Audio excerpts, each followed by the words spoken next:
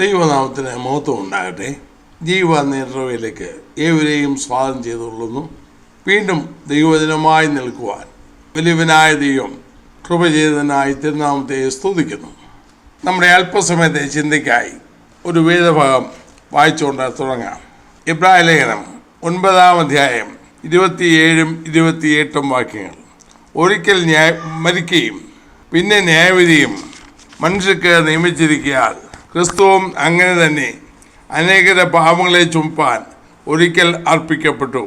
തനിക്കായി കാത്തു നിൽക്കുന്നവരുടെ രക്ഷയ്ക്കായി അവൻ പാപം കൂടാതെ രണ്ടാമതും പ്രത്യക്ഷനാകും. ഈ വാക്യത്തിൽ നിന്ന് അല്പം ചില ചിന്തകൾ പങ്കുവെക്കാനാണ് ഞാൻ ആഗ്രഹിക്കുന്നത്. നമുക്കെല്ലാവർക്കും സുപരിചിതമായ വാക്യമാണ്. കർത്താവായ യേശുവിൻ്റെ വരവിനെക്കുറിച്ച് ധാരാളം പ്രസംഗങ്ങൾ നാം കേൾക്കുന്നുണ്ട്. ഇക്കാലത്ത് പ്രത്യേകിച്ചും ആദ്യകാല സംഭവങ്ങളും വരവിൻ്റെ അടയാളങ്ങളും പൊടിപ്പും തൊങ്ങലും വെച്ച് പോലും പലതും ചൂണ്ടി കാണിക്കുന്നു. ശരിയാണ്. എന്നാൽ വാസ്തവമായി നാം അതിനു വേണ്ടി കാത്തിരിക്കുന്നു. ഞാൻ ഈ വാക്യം വായിച്ചതിൻ്റെ കാരണം കൂടെ പറയാം. തനിക്കായി കാത്തിരിക്കുന്ന രക്ഷയ്ക്കായി അവൻ പാപം കൂടാതെ രണ്ടാമതും പ്രത്യക്ഷനാകും എന്ന് നമുക്ക് കാണാപ്പാടമാണ്. കർത്താവായ യേശുവിൻ്റെ ആദ്യത്തെ വരവും അതിൻ്റെ ഉദ്ദേശവും മാത്രമല്ല ഇനിയുള്ള വരവും അതിൻ്റെ ഉദ്ദേശവും ഇവിടെ എഴുതിയിട്ടുണ്ട്. ആദ്യത്തെ വരവ് മനുഷ്യനെ മരണവും ന്യായവിധിയും നിയമിച്ചിരിക്കുന്നതുകൊണ്ട് അതിൽ നിന്ന് അവരെ വിടുവിക്കാൻ പാപമോചനത്തിനുള്ള മാർഗമൊരുക്കി കർത്താവായ യേശു വന്ന് അവൻ അവർക്കായി മരിച്ചു, പാപങ്ങൾക്ക് പരിഹാരം വരുത്തി. എബ്രായ ലേഖനം 1-ാം അധ്യായത്തിൽ തന്നെ ഉണ്ട്. പാപങ്ങൾക്ക് പരിഹാരം വരുത്തിയ ശേഷം യേശു ക്രിസ്തു തൻ്റെ ശരീരം വന്ന തിരശ്ശീലയിൽ കൂടെ അവൻ്റെ പുതിയ വഴി പ്രദർശിച്ച് താൻ പാപങ്ങൾക്ക് പരിഹാരം വരുത്തി തൻ്റെ സ്വന്തം യാഗത്താൽ. മാത്രമല്ല ഇനിയും താൻ വരും. എന്തിനു വേണ്ടി? അതും ഈ 28-ാം വാക്യത്തിലുണ്ട്. 27-28 വാക്യങ്ങളിൽ രണ്ട് വരവിൻ്റെയും ഉദ്ദേശം വ്യക്തമായി പറയുന്നു. ഒന്നാമത്തേത് പാപങ്ങൾക്ക് പരിഹാരം വരുത്തി പാപമോചനം നൽകി തനിക്കായി ഒരു കൂട്ടത്തെ എടുപ്പാൻ. രണ്ടാമത്തെ വരവ് തനിക്കായി കാത്തു നിൽക്കുന്നവരെ രക്ഷയ്ക്കായി. പാവപരിഹാരാർത്ഥമല്ല. ആദ്യത്തേത് പാവപരിഹാരാർത്ഥം, രണ്ടാമത്തേത് പാവപരിഹാരാർത്ഥമല്ല. അപ്പോൾ അതെന്താണ്? പൊതുവെ നമുക്കറിയാവുന്ന കാര്യമാണല്ലോ. പക്ഷേ ഈയിടയ്ക്ക് എൻ്റെ ജീവിതത്തിലൊരു സംഭവം ഉണ്ടായി. ഞാൻ സന്ദർഭവശാൽ ഈ വാക്യം വർഷങ്ങളായി കാണാപ്പാടം അറിയാം, അത് പറയാറുണ്ട്. എന്നാൽ സന്ദർഭവശാൽ ഞാൻ ഏതോ ഒരു സംശയത്തിന് നിവാരണം വരുന്ന മറ്റ് ഭാഷാന്തരങ്ങൾ എങ്ങനെയാണെന്ന് അറിയാൻ വേണ്ടി POC തർജ്ജമ നോക്കി. അത് നോക്കിയപ്പോൾ പെട്ടെന്ന് എൻ്റെ ശ്രദ്ധ ഒരു വാക്കിലേക്ക് ആകർഷിക്കപ്പെട്ടു. അത് നിന്നില്ല, അത് എന്നോട് സംസാരിക്കാൻ തുടങ്ങി. എന്നോട് സംസാരിച്ച് എൻ്റെ ജീവിതത്തിന് വളരെ വളരെ വെല്ലുവിളിയായിത്തീർന്ന ഒരു വാക്ക് അത് തുടർന്നും എൻ്റെ മേലെ ശക്തിയായി എന്നോട് സംസാരിച്ചുകൊണ്ടിരിക്കുന്നു. അതേ കാര്യം പങ്കുവെക്കാനാണ് ഇന്ന് ഞാൻ ഉദ്ദേശിക്കുന്നത്. ഞാൻ ആ വാക്യം ഒന്ന് വായിക്കാം. POCയുടെ ബൈബിളിൽ 27-28 വാക്യങ്ങൾ ഒന്ന് വായിക്കാം. എബ്രായ ലേഖനം 9-ാം അധ്യായം 27-28 വാക്യങ്ങൾ. മനുഷ്യൻ ഒരു പ്രാവശ്യം മരിക്കണം, അതിനുശേഷം വിധി എന്ന് നിശ്ചയിക്കപ്പെട്ടിരിക്കുന്നു. അതുപോലെ തന്നെ ക്രിസ്തുവും വളരെ പേരുടെ പാപങ്ങൾ ഉന്മൂലനം ചെയ്യുന്നതിന് വേണ്ടി ഒരു പ്രാവശ്യം അർപ്പിക്കപ്പെട്ടു. അവൻ വീണ്ടും വരും, പാപപരിഹാരാർത്ഥമല്ല, തന്നെ ആകാംക്ഷാപൂർവ്വം കാത്തിരിക്കുന്നവരുടെ രക്ഷയ്ക്ക് വേണ്ടി. ഒരു വാക്ക് ഞാൻ ഒരിക്കലും തർജ്ജമക്കാരെ കുറ്റം പറയുന്നില്ല. ആ പ്രിയപ്പെട്ടവർ ചാത്തുമേനും അതായാലും ഒക്കെ എന്ത് കഷ്ടപ്പെട്ടാണ് നമുക്ക് ഈ പരിഭാഷ ഒരുക്കി തന്നത്. ഞാൻ അവരെ ഒരിക്കലും കുറ്റം പറയുന്നില്ല. പക്ഷേ അന്നത്തെ അർത്ഥത്തേക്കാൾ ഭാഷയ്ക്ക് മാറ്റം ഉണ്ടാകുന്നല്ലോ. അതിവേഗം ഭാഷയ്ക്ക് അർത്ഥവ്യത്യാസം ഉണ്ടായിക്കൊണ്ടിരിക്കുന്നു. അപ്പോൾ അന്ന് കാത്തിരിക്കുന്ന പറയാൻ ശരി തന്നെയാണ്. എന്നാൽ ഇന്നത്തെ ഭാഷയുടെ പ്രയോഗം വെച്ച് ആയിരിക്കണം അതിൽ ഒരു വാക്ക് കൂടുതലുണ്ട്. എന്താണെന്നറിയാമോ? തന്നെ ആകാംക്ഷാപൂർവ്വം കാത്തിരിക്കുന്ന രക്ഷയ്ക്കായി, തനിക്കായി കാത്തിരിക്കുന്നവരെ രക്ഷയ്ക്കായി എന്ന് നമ്മുടെ സാധാരണ ബൈബിൾ പുസ്തകത്തിൻ്റെ ബൈബിളുള്ളപ്പോൾ POCയിൽ ആകാംക്ഷാപൂർവ്വം കാത്തിരിക്കുന്ന രക്ഷയ്ക്കായി, ആകാംക്ഷാപൂർവം. അപ്പോൾ ഇത് മറ്റ് ഭാഷാന്തരങ്ങളുണ്ടോ? ഞാൻ തമിഴിലെ ഒരു തർജ്ജമ നോക്കി. അപ്പോൾ അതിലുകൊണ്ട് തമക്കാകെ ആവലുടൻ കാത്തിരിക്കാൻ. ആവലുടൻ. ആവൽ ഇതേ അർത്ഥം തന്നെയാണ്. അപ്പം എൻ്റെ ജിജ്ഞാസ ഒന്നുകൂടെ വർദ്ധിച്ചു. ഞാൻ ഇംഗ്ലീഷിലുള്ള കുറേ വേർഷൻസോ പ്രധാന വേർഷനെല്ലാം നോക്കിയപ്പോൾ ഇതിനെ അതിശയപ്പെടുത്തിക്കൊണ്ട് പ്രധാന വേർഷൻ ഇംഗ്ലീഷ് ഒത്തിരി വേർഷനുണ്ട്.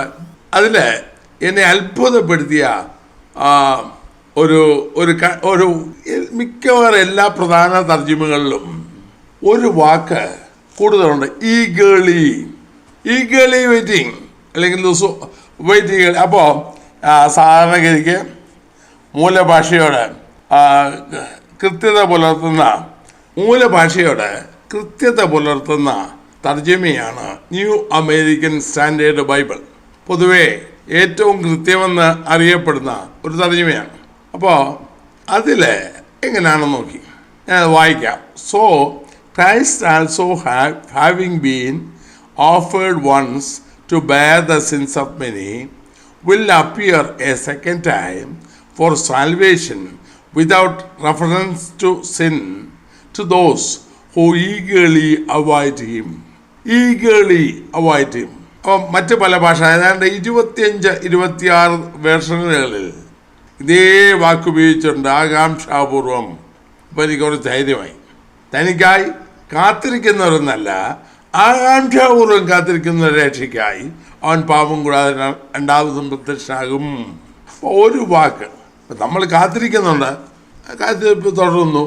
പക്ഷേ ആകാംക്ഷാപൂർവം കാത്തിരിക്കുക, ഈഗളി അല്ലെങ്കിൽ ആവലുടൻ കാത്തിരിക്കുക. എന്താ നാം അത് അങ്ങനെ ചിന്തിക്കുമ്പോൾ ആകാംക്ഷാപൂർവം കാത്തിരിക്കണമെങ്കിൽ നമുക്ക് എന്ത് വേണം? ഇപ്പോൾ നാം ഒരു അത്യാവശ്യ കാര്യത്തിന് ഒരു സ്ഥലത്തേക്ക് അടിയന്തരമായൊരു കാര്യത്തിന് പോകാനിരിക്കുക. റെയിൽവേ സ്റ്റേഷനിലോ വിമാനത്താവളത്തിലോ ചെയ്യുന്നു. നമുക്ക് ഓരോ സെക്കൻഡും ഓരോ യുഗം പോലെ തോന്നുന്ന സാഹചര്യം ഉണ്ടാകും. കാരണം നമ്മുടെ പ്രശ്നം, നമ്മുടെ വിഷയം അത്ര പ്രധാനമാണ്. അപ്പോൾ വണ്ടി വരുന്ന അടിക്കടി വായിച്ചത് നോക്കിയോ, സമയമായാലോ ഒരല്പം വാഹനം താമസിച്ചാൽ എന്ത് അസ്വസ്ഥരാകും. എല്ലാവരും നിത്യജീവിതത്തിലുണ്ടാകുന്നതാണ്. അതുപോലെ നമുക്ക് വേണ്ടപ്പെട്ട ഒരാൾ അല്ലെങ്കിൽ ഞാൻ അതിന് പറയുക ഇങ്ങനെയാണ്, ആകാംക്ഷാപൂർവം കാത്തിരിക്കണമെങ്കിൽ അവർ വ്യക്തികളുമായുള്ള ബന്ധം അത്രത്തോളം ഇൻറ്റിമേറ്റ് ആയിരിക്കണം. ഒരാളിന് വേണ്ടി ആകാംക്ഷാപൂർവം കാത്തിരിക്കണമെങ്കിൽ ആ വ്യക്തിയുമായി നമുക്ക് അത്രത്തോളം ഇൻറ്റിമേറ്റ് ബന്ധം ഉണ്ടാകണം. ഉദാഹരണം, നമ്മുടെ മകനോ മകളോ അല്ലെങ്കിൽ ഭർത്താവോ അല്ലെങ്കിൽ പിതാവോ അല്ലെങ്കിൽ മാതാവോ ആരെങ്കിലും നമ്മെ വിട്ട് പിരിഞ്ഞു പോയിരിക്കുകയാണ്. അവർ യാത്രയിലായിരുന്നു, അവർ മടങ്ങി വരും എന്നറിയുമ്പോൾ ആ സമയത്തിന് വേണ്ടി വരുമ്പോൾ വരട്ടെ എന്ന മനോഭാവത്തോടെ നമ്മൾ ഇരിക്കത്തില്ലല്ലോ. ഞാൻ കഴിഞ്ഞ 2 ദിവസം മുൻപും കോഴിക്കോട് വിമാനത്താവളത്തിൽ പോയി. അപ്പോൾ അനേകരുടെ മുഖം അവിടെ കണ്ടു. ഓരോരുത്തർ ആ ഫ്ലൈറ്റ് വരുന്നു, എത്ര മണിക്കൂർ മുൻപാണ് വന്നിരിക്കുന്നത്. കാരണം അവരെ ഉറ്റവർക്ക് വേണ്ടി കാത്തിരിക്കുകയാണ്. കാരണം ബന്ധമുള്ളവർക്ക് വേണ്ടി ആരെങ്കിലും വരുന്നെന്ന് പറഞ്ഞ് എത്രയോ പേര് വരുന്നു, നമ്മൾ അവർക്ക് ഒന്നും കാത്തിരിക്കത്തില്ല. ഞാൻ വളരെ മുഖം ശ്രദ്ധിച്ചു. ചിലർ ആങ്സൈറ്റി ഉള്ളവരാണ്, ചില ശാന്തരായിരിക്കുന്നു. കാരണം അവരുടെ ഉറ്റവർ അല്പം താമസിച്ചു പോലെ നെഞ്ചിനകത്ത് പടപടപ്പ് കൂടി എന്താ താമസിക്കുന്നത്. തീർച്ചയായിട്ടും ആ ബന്ധം കൊണ്ടാണ് അത്. പറഞ്ഞല്ലോ, ഞാൻ പലപ്പോഴും വിമാനത്താവളത്തിൽ പോയിട്ടുണ്ട് എൻ്റെ പ്രിയപ്പെട്ടവരെ സ്വീകരിക്കാൻ.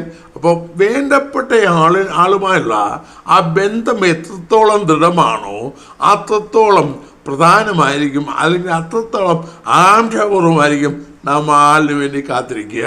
ഇപ്പോൾ രാഷ്ട്രീയ നേതാക്കന്മാരൊക്കെ വരുമ്പോഴേ അവരെ അനുയായികൾ ഹെലികോപ്റ്ററിലോ വല്ലതും വരുന്ന സമയത്ത് അവരെ അനുയായികൾ തടിച്ചുകൂടി ആശത്തേക്ക് ഉറ്റുനോക്കി നിൽക്കുക.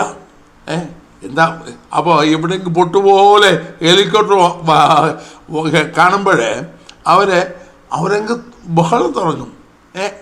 അവർ പിന്നെ ആരവമാണ് സ്ഥലത്ത് നേതാവ് വരുന്നവരെ. കാരണം അവരുടെ ആരാധനാപാത്രമാണ്.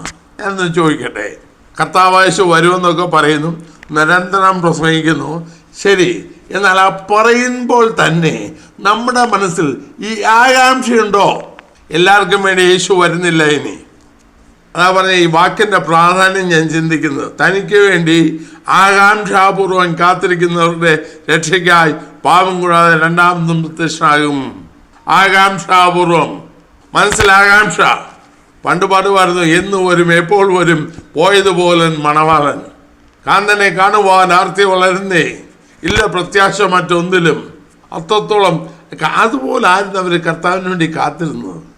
അപ്പോൾ കർത്താവുമായുള്ള നമ്മുടെ ബന്ധം എത്രത്തോളം ആഴമാണോ അതിനാനുപാതികമായി മാത്രമേ നാം അവനായി ആകാംക്ഷയോടെ കാത്തിരിക്കുള്ളൂ. ഇല്ലേ വരുമ്പോൾ വരട്ടെ.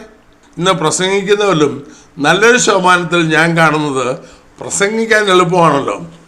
10 വാക്യം കൂട്ടുകയും വായിൽ 4 വാക്ചാതുര്യം ഉണ്ടാക്കുകയും ചെയ്താൽ തട്ടിവിടാം. പക്ഷേ ജീവിതത്തിൽ ഈ ആകാംക്ഷയുണ്ടോ? പത്രോസ് തൻ്റെ 2-ാം ലേഖനം 3-ാം അധ്യായത്തിൽ ഒരു കാര്യം പറഞ്ഞായിരുന്നു. ഇത് മാത്രം ഈ ഇപ്പോഴുള്ള വരവിനെ മാത്രം ഉദ്ദേശിച്ചല്ല. 2 പത്രോസ് 3-ാം അധ്യായം 11-ഉം 12-ഉം.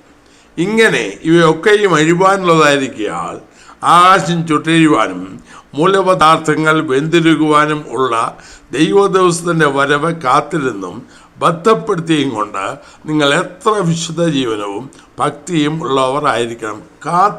ദൈവദിവസത്തിൻ്റെ നമുക്ക് ആകാശം ചുട്ടഴിയുന്നൊക്കെ അല്പം കൂടെ കഴിഞ്ഞാൽ ഇമ്മീഡിയറ്റ് ആയിട്ടല്ലോ. അപ്പോൾ ദൈവദിവസത്തിൻ്റെ വരവ് കാത്തിരുന്നും ബന്ധപ്പെടുത്തിയും കൊണ്ട് നിങ്ങൾ എത്ര വിശുദ്ധ ജീവനവും ഭക്തിയും ഉള്ളവരായിരിക്കണം. അതവിടെ പ്രശ്നം. നമുക്ക് ആകാംക്ഷാപൂർവ്വം കാത്തിരിക്കും, അല്ലെങ്കിൽ നമ്മുടെ ഉറ്റവാർ വരുന്നത് ആകാംക്ഷയോടെ കാത്തിരിക്കുമ്പോൾ എന്താ താമസിക്കുന്നത്, ഇപ്പോൾ നമുക്കത് നമ്മുടെ നിത്യജീവിതത്തിൽ നമ്മളെല്ലാം അനുഭവിക്കുന്നതാണ്. ദൂരെ പഠിക്കാൻ പോയ 2-3 വർഷമായിട്ട് പഠിക്കാൻ പോകുന്ന ഒരു മകനോ മകളോ വരുന്ന ദിവസം അടുക്കും തോറും എത്ര ആകാംക്ഷയാണ്. ഒരു 2-3 മാസം മുമ്പ് എൻ്റെ മകളും കുടുംബവും സൗദിയിൽ നിന്ന് വരുന്നതായിട്ട് പറഞ്ഞ ദിവസം മുതൽ ഞാൻ പ്രാർത്ഥനയോടെ, കർത്താവേ കുഞ്ഞുങ്ങൾക്കൊരു കുഴപ്പമില്ലാതെ ഫ്ലൈറ്റിലൊന്നും കുഴപ്പമില്ലാതെ വരാൻ ലാൻഡ് ചെയ്യാൻ ഇടയാകണേ. കാരണം അന്ന് പോലെ ഓരോ ദിവസവും കഴിയുന്തോറും എൻ്റെ കൗണ്ട് ഡൗണാണ്. ഇങ്ങോട്ട് അടുത്തു, അവർ വന്നു, കണ്ടു, എത്ര സന്തോഷമാണ്. അന്ന് വരെ ആ മനസ്സിൽ ആ ഓർമ്മ നിറഞ്ഞു നിൽക്കുന്നു കാണുന്നത് വരെ. അത് ആകാംക്ഷയുള്ള ഒരു ലക്ഷണം. അപ്പം ഞാൻ പറയട്ടെ, ബന്ധം ദൃഢമാണെങ്കിൽ തീർച്ചയായിട്ടും നാം കർത്താവിന് വേണ്ടി ആകാംക്ഷയോടെ കാത്തിരിക്കില്ലേ. പിന്നെ അങ്ങനെ വരട്ടെ, സൗകര്യം പോലെ വരട്ടെ, ഞാൻ എൻ്റെ കാര്യം നോക്കി എൻ്റെ കാര്യങ്ങളും ചെയ്ത് ജീവിക്കാം എന്നേ നമുക്ക് തോന്നും. അപ്പോൾ ഒന്ന് ആകാംക്ഷാപൂർവ്വം കാത്തിരിക്കണമെങ്കിൽ ഞാൻ പറഞ്ഞല്ലോ, നമ്മുടെ ബൈബിളിൽ നാം ഉപയോഗിക്കുന്ന ബൈബിളിൽ ഇല്ലാത്ത ഒരു വാക്ക് കൂട്ടിച്ചേർത്തായി ഞാൻ പറയുന്നത് എന്ന് എനിക്കറിയാം. പക്ഷേ മറ്റ് പല വേർഷനിലും ആ വാക്യം എടുത്തു പറയുന്നുണ്ട്. ഇംഗ്ലീഷിൽ ഞാൻ ഒരു 10-30 വേർഷനിൽ എണ്ണി നോക്കി. നിരന്തരം തിരിച്ചും മറിച്ചും എണ്ണി ഈഗർ ടു അല്ലെങ്കിൽ പേഷ്യൻ്റ്ലി എന്ന വാക്ക് ഏതാണ്ട് 25-ലധികം ഭാഗത്ത് ഞാൻ കണ്ടു ഈ വാക്യത്തിൽ. ഞാനതാ പറഞ്ഞേ, അവന് വേണ്ടി ആകാംക്ഷയോട് കാത്തിരിക്കണമെങ്കിൽ നമ്മുടെ മനസ്സിൽ ആ തീവ്രമായ ബന്ധം അവനോട് നമുക്ക് വേണം. ഇന്നത്തെ തലമുറയ്ക്ക് അതുണ്ടോ? മാത്രമല്ല, വരുമ്പോൾ വരട്ടെ, യേശു വരുമ്പോൾ വരട്ടെ, വരുന്നോ? ആയിക്കോട്ടെ. അവർക്ക് വേണ്ടി അല്ല യേശു വരുന്നത്. പിന്നെയോ കാത്തിരുന്നും ബന്ധപ്പെടുത്തിയും കൊണ്ട് വിശുദ്ധ ജീവനവും ഭക്തിയും ഉള്ളവർക്ക് വേണ്ടിയാണ് അവൻ വരുന്നത്. മാത്രമല്ല, അപ്പം ഒന്ന് ബന്ധം ആകാംക്ഷയോടെ കാത്തിരിക്കണമെങ്കിൽ അതുപോലെ ബന്ധം നമുക്കുണ്ടാകണം. ആ വ്യക്തിയുമായി അതുപോലെ ബന്ധമുണ്ടാകണം. മാത്രമല്ല, ആ ബന്ധത്തിൽ കർത്താവിനെ ചിന്തിപ്പിച്ച പഠിപ്പിച്ച 1-2 വാക്യങ്ങളിലൂടെ ആ ദൈവത്തിൻ്റെ ശ്രദ്ധയിൽ കൊണ്ടുവരാൻ ഞാൻ ആഗ്രഹിക്കുന്നു. അങ്ങനെ ബന്ധത്തിൽ ഉള്ള വ്യക്തി, അല്ലെങ്കിൽ എൻ്റെ ഉറ്റവർ ഏറ്റവും അടുത്ത എൻ്റെ കർത്താവിനെ കവിഞ്ഞ് എനിക്കൊന്നുമില്ല എന്ന ചിന്തയുള്ളവർ തീർച്ചയായിട്ടും അവന് വേണ്ടി ആകാംക്ഷയോടെ കാത്തിരിക്കും. ഒന്ന്. അതോടൊപ്പം അവരുടെ ജീവിതത്തിൽ മറ്റ് 1-2 കാര്യങ്ങളുണ്ടാകും. അത് ലൂക്കോസ് 12-ാം അധ്യായം 36-ാം വാക്യത്തിൽ കർത്താവ് വേറൊരു കാര്യം പറഞ്ഞു. യേശു ശിഷ്യന്മാരോട് പറഞ്ഞതാണ്, യജമാനൻ കല്യാണത്തിന് പോയി വന്നു മുട്ടിയാൽ ഉടനെ വാതിൽ തുറന്നു കൊടുക്കേണ്ടതിന് അവൻ എപ്പോൾ മടങ്ങി വരും എന്ന് കാത്തു നിൽക്കുന്ന ആളുകളോട് നിങ്ങൾ തുല്യരായിരിപ്പിൻ. 38 വാക്യം. അവൻ 2-ാം യാമത്തിൽ വന്നാലും 3-ാമത്തേതിൽ വന്നാലും അങ്ങനെ കണ്ടുവെങ്കിൽ അവർ ഭാഗ്യവാന്മാർ. രാത്രിയിൽ 4 യാമമാണല്ലോ ഉള്ളത്. 2-ാം യാമത്തിൽ വന്നാലും 3-ാമതിൽ വന്നാലും അങ്ങനെ കണ്ടുവെങ്കിൽ അവർ ഭാഗ്യവാന്മാർ. അപ്പോൾ അവിടെ വേറൊരു പ്രധാന കാര്യം കാണുന്നു. ഈ ആത്മാർത്ഥമായ അഗാധമായ ബന്ധം കർത്താവുമായിട്ടുണ്ടെങ്കിൽ, അല്ലെങ്കിൽ അതിനുവേണ്ടി ഞാൻ പറഞ്ഞല്ലോ കാത്തിരിക്കണമെങ്കിൽ, ആകാംക്ഷാപൂർവം കാത്തിരിക്കണമെങ്കിൽ അത്ര ഇൻറ്റിമസി, അത്ര അടുത്ത ബന്ധം, ഗാഢബന്ധം നമുക്ക് കർത്താവുമായിട്ട് ഉണ്ടാകണം. 2, ആകാംക്ഷാപൂർവം കർത്താവോട് പറഞ്ഞ ഉപയോഗം നോക്കാം. ഒരു യജമാനും ഭൃത്യനും, യജമാൻ ദൂരദേശത്ത് പോയി, അല്ലെങ്കിൽ കല്യാണത്തിന് പോയിരിക്കുക, എപ്പോൾ വരുമെന്ന് പറഞ്ഞില്ല. വരുമ്പോൾ ഞാൻ എഴുന്നേക്കാം, ഒന്ന് മുട്ടിയിട്ട് എഴുന്നേക്കാം എന്ന് വിചാരിക്കുന്ന ഭൃത്യന്മാരല്ല. അവൻ എപ്പോൾ വരും, കല്യാണത്തിന് പോയി വന്നു മുട്ടിയാൽ ഉടനെ വാതിൽ തുറന്നു കൊടുക്കേണ്ടതിന് അവൻ എപ്പോൾ മടങ്ങി വരും എന്ന് കാത്തു നിൽക്കുന്ന ആളുകളോട് നിങ്ങൾ തുല്യരായിരിപ്പിൻ. അപ്പോൾ എൻ്റെ യജമാൻ വരുമെന്നുള്ള ഉറപ്പ്, ആ നിർണയം, ആ അഷൂറൻസ് ജീവിതത്തിൽ ഉള്ളവർ മാത്രമേ ആകാംക്ഷയോട് കാത്തിരിക്കത്തുള്ളൂ. ഇൻറ്റിമേറ്റ് ബന്ധം മാത്രമല്ല, അല്ലെങ്കിൽ ഗാഢബന്ധം മാത്രമല്ല. യജമാൻ പോയിരിക്കുകയാണ്, എപ്പോൾ വരുമെന്നറിയത്തില്ല, രാത്രിയാണ്. എപ്പോഴെല്ലാം മറ്റേ എനിക്കൊന്ന് രാത്രിയിൽ മനുഷ്യർ ഉറങ്ങുന്ന സമയമാണല്ലോ, ഞാൻ ഇച്ചിരി വിശ്രമിക്കുന്നില്ല, എന്താ തെറ്റ്? ഇല്ല. എപ്പോൾ 2-ാം യാമം 9 തൊട്ട് 12 വരെ, 3-ാം യാമം 12 തൊട്ട് 3 വരെ, ഏത് മനുഷ്യനും ഉറങ്ങിപ്പോകുന്ന സമയമാണ് അത്. പക്ഷെ അപ്പോഴും ഉറങ്ങാതെ ആരെ കെട്ടിക്കണം? ആ അധ്യായത്തിൻ്റെ 35-ാം വാക്യത്തിൽ നിങ്ങളുടെ ആരെ കെട്ടിയും വിളക്ക് കത്തിയും കൊണ്ടിരിക്കട്ടെ. ആരെ കെട്ടാതെ ഒരുങ്ങി റെഡിയായി സേവന സന്നദ്ധനായി വിളക്കണയ്ക്കാതെ. സാധാരണ മനുഷ്യർ ഉറങ്ങുന്ന സമയത്ത് ഹൈ വോൾട്ടേജ് ലൈറ്റ് ഇട്ടുകൊണ്ട് ഉറങ്ങാറില്ലല്ലോ. ഇവിടെ പറയുന്നു ആരെ കെട്ടിയും വിളക്ക് കത്തിയും കൊണ്ടിരിക്കട്ടെ. അത് മറ്റേ വാക്കിൽ പറഞ്ഞല്ലോ, ഒരുങ്ങി താറായി. അപ്പോൾ ഈ തിടുക്കം, ആകാംക്ഷ നമുക്കുണ്ടെങ്കിൽ, അവൻ്റെ വരവിനെക്കുറിച്ചുള്ള തിടുക്കം നമുക്കുണ്ടെങ്കിൽ, ഇവിടെ ഉറക്കത്തിന് സ്ഥാനമില്ല, മയക്കത്തിന് സ്ഥാനമില്ല. എൻ്റെ യജമാനൻ വരുമെന്നുള്ള ഉറപ്പ്. അവൻ വന്ന് മുട്ടിക്കൊണ്ടിരിക്കുകയല്ല. ഈ ലവോദിക്യാസഭയോട് പറയുന്നുണ്ട്, ഞാൻ വാതിൽക്കൽ നിന്ന് മുട്ടുന്നു, ആരെങ്കിലും ശബ്ദം കേട്ട് വാതിൽ തുറന്നാൽ ഞാനത് വരാം. കർത്താവിനെ പുറത്താക്കി വാതിലടച്ചിരിക്കുക. അങ്ങനെയല്ലല്ലോ ഇവിടെ പറയുന്നേ. വന്ന് മുട്ടിയാലുടനെ, രാത്രി സമയം മുട്ടിയാലുടനെ, ഏത് പാതിരായ്ക്ക് വന്നാലും മുട്ടിയാലുടനെ തുറന്നു കൊടുക്കേണ്ടത് ഒരുങ്ങിയിരിക്കുന്ന. ഒരുങ്ങണമെങ്കിൽ എൻ്റെ യജമാനൻ വരും എന്നുള്ള നിർണയം വേണം. ഞാൻ ധൈര്യമായിട്ട് പറയട്ടെ, ഇന്ന് ആത്മീയ മണ്ഡലത്തിൽ കേൾക്കുന്നുണ്ട്. ആ കേൾക്കുമ്പോൾ എന്ന് പറയും. മാത്രമല്ല, ഈ സ്ഥിരം ഇന്നത്തെ സഭകളിൽ പറയുന്ന ഒരു കപടവാക്കുണ്ട്. വാസ്തവമായി ഞാൻ കപടവാക്കെന്നേ പറയത്തുള്ളൂ. എന്താണെന്നറിയാമോ? പ്രാർത്ഥിച്ചു, ആശീർവാദം പറഞ്ഞു, അത് കഴിഞ്ഞാൽ ഉടനെ ഹല്ലേലൂയ പറഞ്ഞു, പിന്നെ ആമേൻ കർത്താവേ വേഗം വരണമേ. ദൈവാസന ആമേൻ കർത്താവേ എന്ന് പറയും, വേഗം വരണമെന്ന് പറയും. ഞാൻ ചോദിക്കട്ടെ, വേഗം വരണമേ എന്നുള്ളത് വല്ല ചിന്തയും ഉണ്ടായിട്ടാണെന്ന് പറയുന്നത്?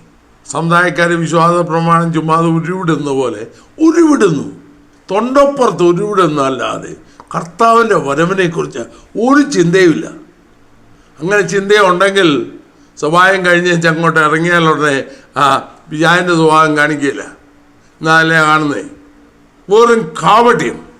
നിർണയം ഉണ്ടെങ്കിൽ ഒരുങ്ങിയിരിക്കുന്ന ഭൃത്യന് ഒരു പക്ഷേ അന്ന് ഉണ്ടായിരുന്നെങ്കിൽ അവൻ്റെ യൂണിഫോം മാറുന്നില്ല, അര കെട്ടിയായിരിക്കുന്നേ, അതഴിക്കുന്നില്ല. പിന്നെ അവൻ്റെ വിളക്കെപ്പോഴും കത്തിക്കൊണ്ടായിരിക്കുന്നേ. ദൈവവേദങ്ങൾക്ക് വിശ്വാസി എന്ന് പറയുന്നവർക്ക്, അല്ലെങ്കിൽ മറ്റുള്ളവർക്ക് സാരമില്ല, വിശ്വാസി എന്ന് പറയുന്ന വ്യക്തികൾക്ക് ഞാൻ കർത്താവിൻ്റെ വരവിന് കാത്തിരിക്കുന്നവനാ, ഇപ്പം വരുമ്പം നമ്മളെല്ലാം പോവും എന്ന് പറയുന്ന വ്യക്തിക്ക് ഈ ഒരുക്കമില്ല എങ്കിൽ, അല്ലെങ്കിൽ ഉറപ്പില്ല എങ്കിൽ, അവൻ്റെ മനസ്സിൽ ഈ കാത്തിരിക്കുന്ന ദാസന് യജമാൻ പോയി കല്യാണത്തിന് പോയിട്ട് അവൻ വരണം, അപ്പോൾ എൻ്റെ യജമാൻ മടങ്ങി വരും എന്ന ബോധ്യം, എന്ന നിർണയം അവൻ്റെ മനസ്സിലുള്ളതുകൊണ്ട് അവൻ കാത്തിരിക്കുന്നു. ഒരുപക്ഷെ മറ്റുള്ളവർ നിർബന്ധിത ഒന്ന് വിശ്രമിക്കേ, അല്ലെ ഒന്ന് പോയി കിടക്ക, ഇല്ല എൻ്റെ യജമാൻ വരുന്നവരെ ഞാൻ കാത്തിരിക്കും, ഞാൻ ഉറങ്ങുകയില്ല. ചിന്തിക്കണേ, ലോകം ഇന്ന് അനേകരെ ശിംശോനെ പോലെ, ദലീലയുടെ മടിയിൽ ഉറങ്ങിയ ശിംശോനെ പോലെ അനേകരെ മയക്കി കിടത്തി, എന്തിനു പറയുന്നു, പ്രപഞ്ചത്തിൻ്റെ മോഹങ്ങളിൽ മയക്കി കിടത്തിയിരിക്കുമ്പോൾ യഥാർത്ഥ വിശ്വാസി, യഥാർത്ഥ ദൈവം അവൻ ഒരുങ്ങി തന്നെ ഇരിക്കും. 38-ാം വാക്യത്തിൽ അതിലെ കർത്താവൻ 2-ാമത്തിൽ വന്നാലും 3-ാമത്തിൽ വന്നാലും അങ്ങനെ കാണുന്നവർ ഭാഗ്യവാന്മാർ. നമ്മുടെ ജീവിതത്തിൽ ആ സ്വഭാവമുണ്ടോ? ഒരുങ്ങിയിരിക്കുന്ന, ഉണർന്നിരിക്കുന്ന, വാച്ച്ഫുൾ, ജാഗ്രതയോടെ യജമാനായി കാത്തിരിക്കുന്ന. നാം കാത്തിരിക്കുന്ന പറയും, പക്ഷേ ആകാംക്ഷാപൂർവം കാത്തിരിക്കുന്ന, അവൻ്റെ മുട്ടിനായി അല്ലെങ്കിൽ യജമാൻ്റെ വിളിക്കായി കാത്തിരിക്കുന്ന.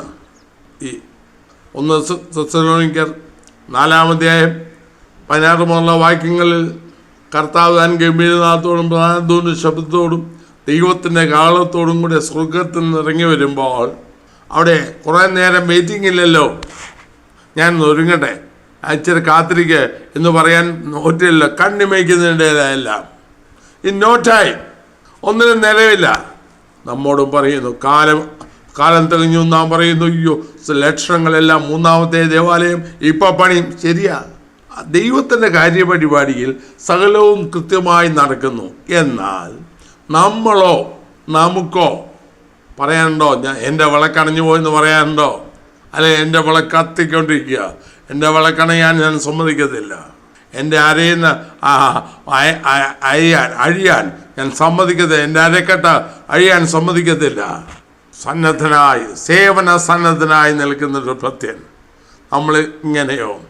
യജമാൻ സദാസമയത്തും, എൻ്റെ യജമാൻ എപ്പോൾ വന്നാലും എനിക്ക് അവനെ സ്വീകരിക്കണം, അവനായി തുറന്നു കൊടുക്കണം. നമുക്ക് ആ മനോഭാവം ഉണ്ടോ? ഉണ്ടാകണമെങ്കിൽ അതുപോലെ വിശ്വാസം ഹൃദയത്തിൽ, അതുപോലെ നിർണയം ജീവിതത്തിലുണ്ടാകണം. മാത്രമല്ല വേറൊരു കാര്യം കൂടെ 47-ാം വാക്യത്തിൽ എന്നെ ചിന്തിപ്പിച്ചത്, യജമാൻ്റെ ഇഷ്ടം അറിഞ്ഞിട്ട് ഒരുങ്ങാതെയും അവൻ്റെ ഇഷ്ടം ചെയ്യാതെയും ഇരിക്കുന്ന ദാസന് വളരെ അടികൊള്ളും. ആ പ്രത്യേകനെ സംബന്ധിച്ചിടത്തോളം യജമാനെ പ്രസാദിപ്പിക്കുക അവന് വലുത്. ആകാംക്ഷാപൂർവ്വം കാത്തിരിക്കുന്ന വിശ്വാസിക്ക് എൻ്റെ കർത്താവിനെ പ്രസാദിപ്പിക്കുക അല്ലാതെ മറ്റൊന്നുമല്ല. 2 കൊരിന്ത്യർ 5-ാം അധ്യായത്തിൽ പൗലോസ് പറഞ്ഞൊരു വാചകമുണ്ട്.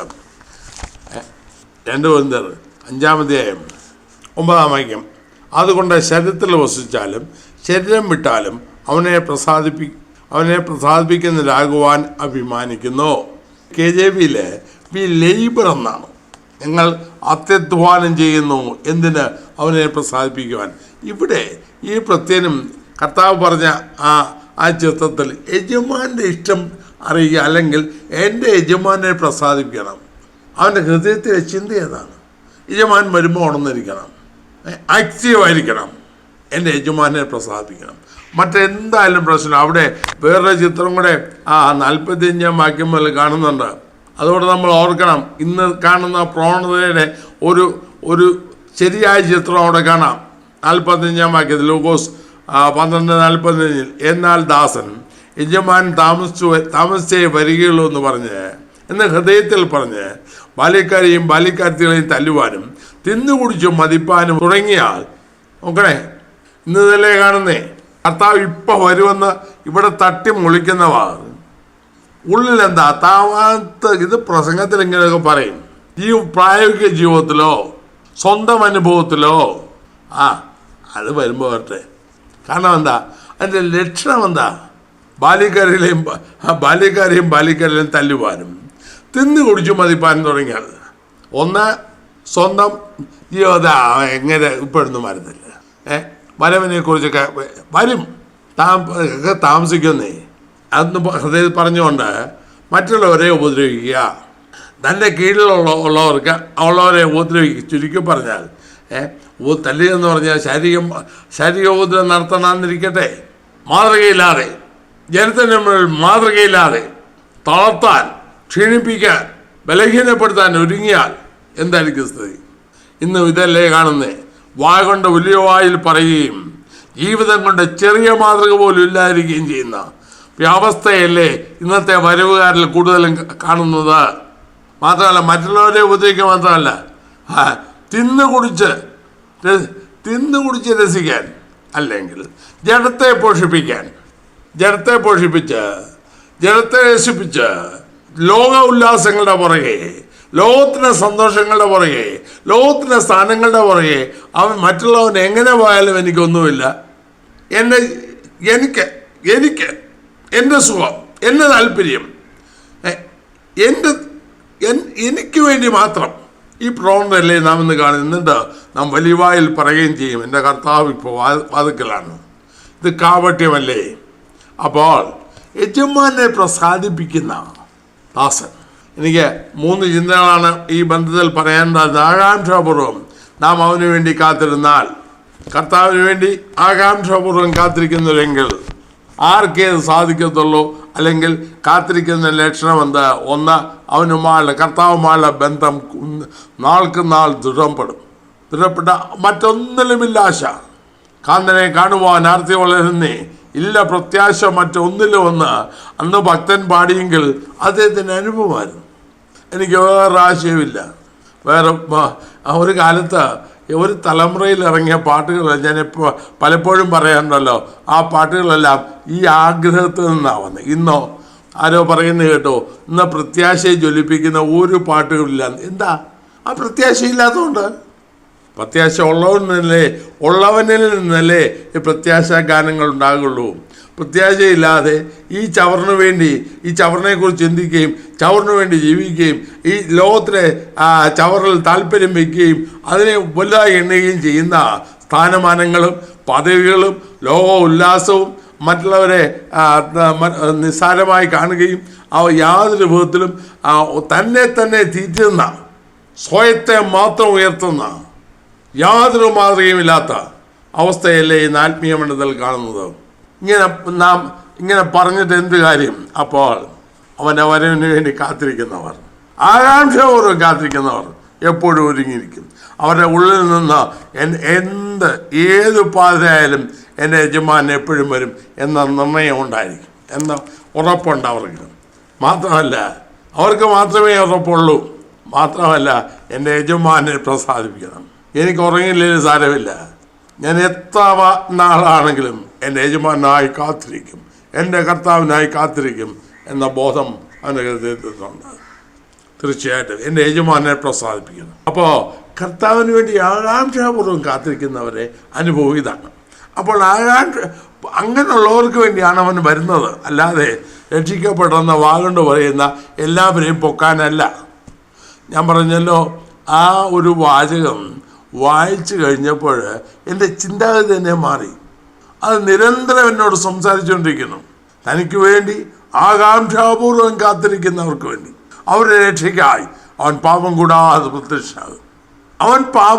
പ്രത്യക്ഷനാകുമ്പോൾ പാപത്തിൽ നിന്ന് വിടുവിക്കപ്പെട്ടവരെ ആ പാപത്തോടെ ചേർക്കാനല്ല അവൻ വരുന്നത്. അതാ ശ്രദ്ധിക്കണ്ടേ. അവൻ പാപം കൂടാതാണ് പ്രത്യക്ഷനാകുന്നത്.